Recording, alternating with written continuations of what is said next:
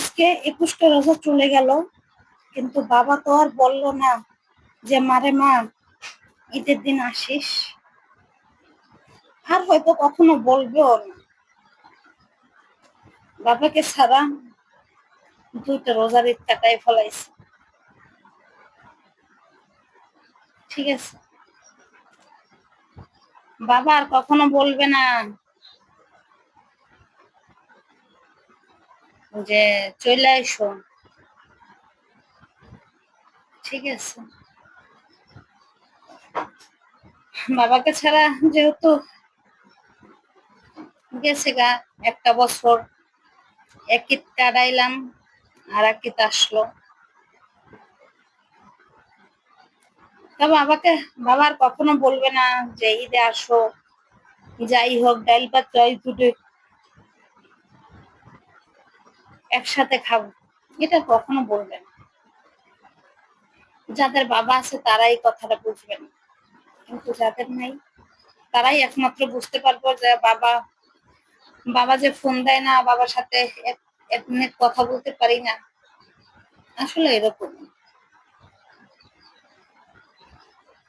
আর কখনো বাবা আর অপেক্ষায় থাকবো না যে বাবা ফোন দিবে, ঈদের জন্য যাইতে বলবে, আর কখনো এটা বলবে না। চলে গেছে সেই দিনগুলো বলতে পারবো, কিন্তু বাবা আর কখনো ফিরে আসবে না। আর বলবে না গেলে আমার নাতিরা কেমন আছে, এই কথাটা কেউ বলবে না। তার সামনে যদি একটু ধমক দিচ্ছি আমার ছেলে মেয়েকে, আমার বাবা বলছে এই চিল্লাস কেন, এই কথাটাও আর কেউ বলবে না।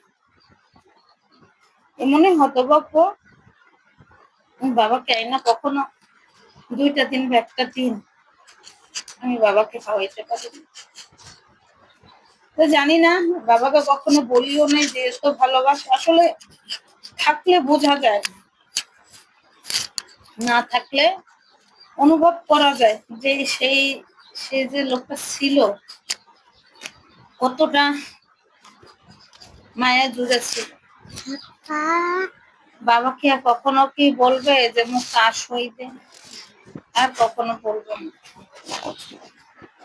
জানি না, উপরে গিয়ে আল্লাহর কাছে দোয়া করি আমার বাবাকে জানি জান্নাতবাসী করে দেয়, তার কবরের আযাব জানি দূর করে দেয়, এটাই বলছি।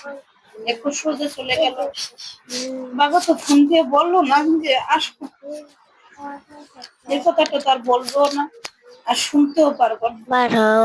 এই জন্যই বলি যাদের বাবা আছে মা আছে তারা একটু তাদের কথা মতন, তারা বাচ্চাদের মতন, ঠিক আছে, তারা কিন্তু বাচ্চাদের মতন, তারা কখন কি বলে জানে না।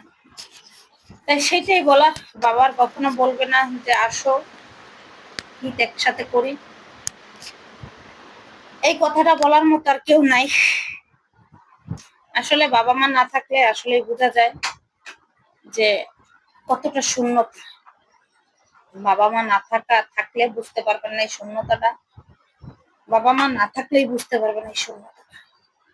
আবারও বলি, আর কখনো বলবে না মুক্তা আসো একসাথে ঈদ করি, ডাল ভাত যাই জুটে একসাথে, কথাটা আর বলবে না। বাবা নামক এই ব্যক্তিটা আর কখনো ফোন দিবে না, ঠিক আছে। যাদের বাবা মা আছে তারা একটু বাবা মাকে খেজমত করবেন, তাদের কথা শুনবেন। বাবা মা কখনো চায় না সন্তানের খারাপ, ঠিক আছে। ভালো থাকবেন সবাই, আল্লাহ হাফেজ, আসসালামু আলাইকুম।